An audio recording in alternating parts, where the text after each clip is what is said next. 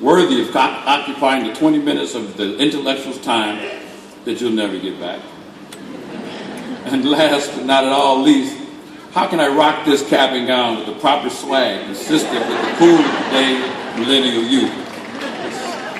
So I decided, I had to be myself.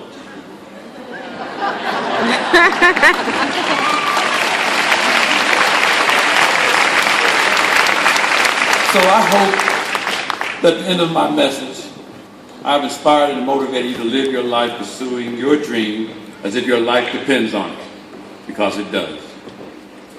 I will share anecdotes and advice that I've shared with my kids. So parents, trust me with your kids for a few minutes, or young adults. There's nothing I wouldn't do for my two kids, and hopefully my message will be good enough for yours. My message today is for both graduates and parents and our grandparents.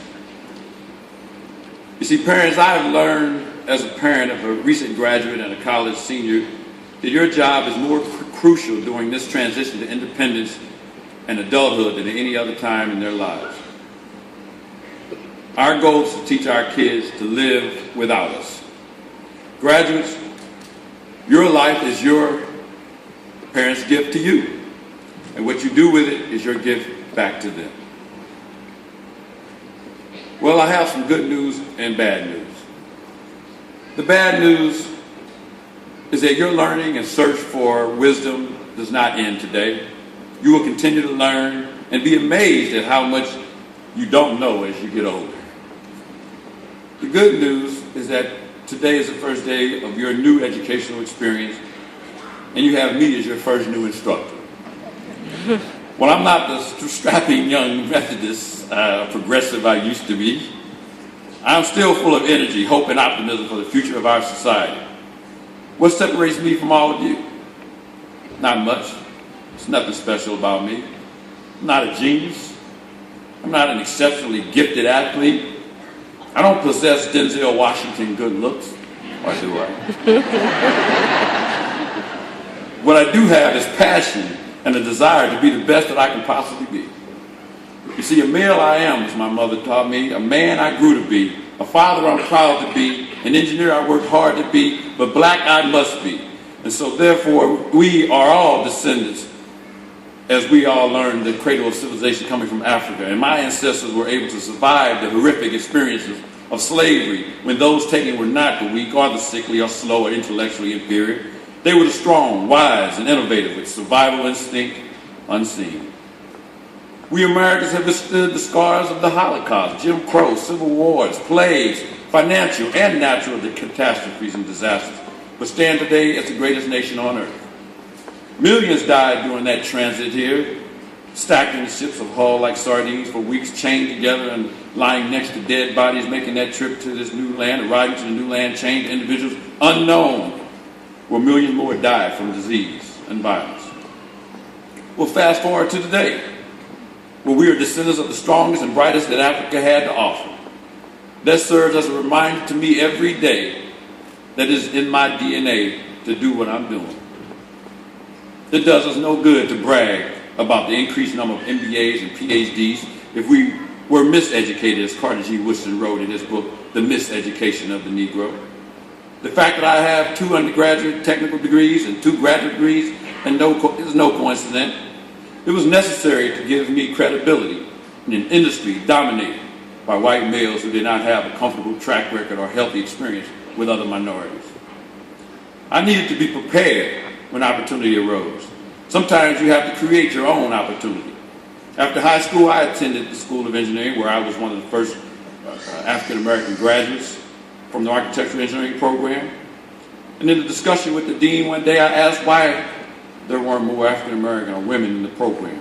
And he said to me with a straight face that blacks didn't have the aptitude to be architects.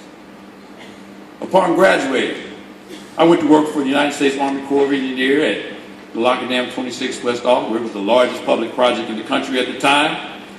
I always knew I wanted to have my own business, but didn't know in what area specifically. That's why summer interns and work experience are so critical to your future decisions about how you want to live your life. While giving a tour to a group of engineers one day, a couple of gentlemen remembered me from my summer intern days and asked if I was still interested in coming to work for Monsanto. I was happy with my current job and didn't know what to say, so I asked my boss. Most people wouldn't do that today, but I did. And he suggested I take the job because he knew of my enthusiasm for design and passion for learning. I accepted the job, went to work for Monsanto at the Cormick plant in Illinois as a mechanical engineer responsible for design and construction of several projects, including the P2S5 diphosphopentadisulfide conveyor systems and dichlorobenzene crystallizers. Now, there are two things that you don't want to do in a chemical plant. One, you never hold your hand under dripping liquid from pipes. And two, you never walk over manhole covers.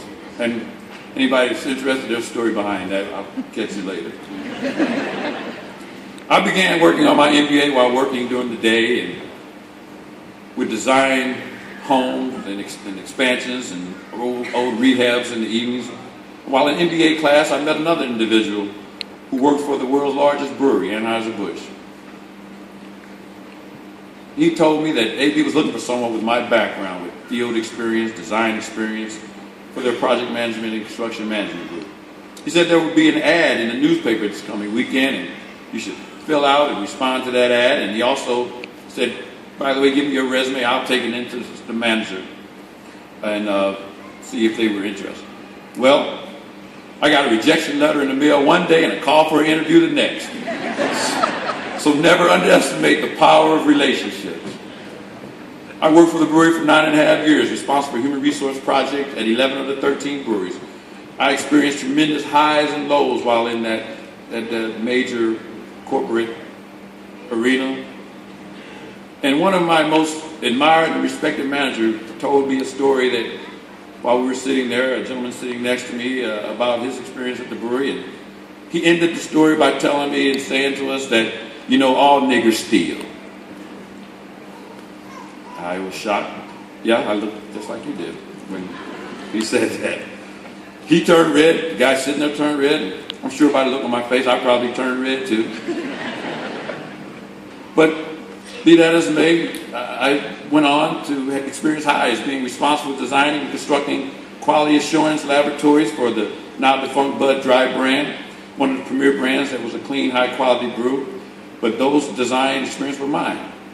And all I got out of those experiences was that the best deterrent to racism or sexism or any other type of ism you can come up with is excellence.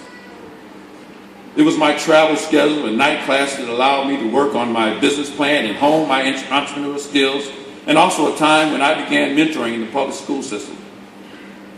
I developed my business plan before completing my MBA and chose to leave Anheuser-Busch when I grew confident that I could do better on my own and I could no longer afford to stay. Once prepared and confident, I presented my business plan to a wealthy local African-American businessman from whom I was seeking financial assistance to pursue my dream.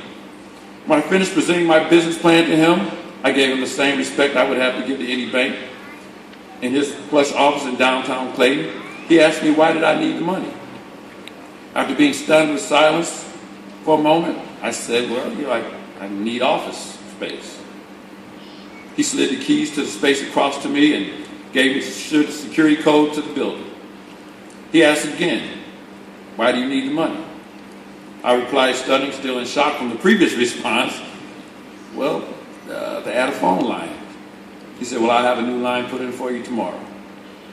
He then asked one more time, why do you need the money? I ran out of reasons. I didn't know at that point. And what he taught me, and after I spent the next year there developing my business without any worries of written utilities, that he clearly gave me a valuable lesson that, he took away all of my excuses to just get out there and bust my tail and make it happen. And now, 70 plus employees later, with offices in several locations, including Accra, Ghana, we've completed projects from Pittsburgh to Florida and now listed in Engineering News Records top 100 CM construction managers in the United States. I'm sure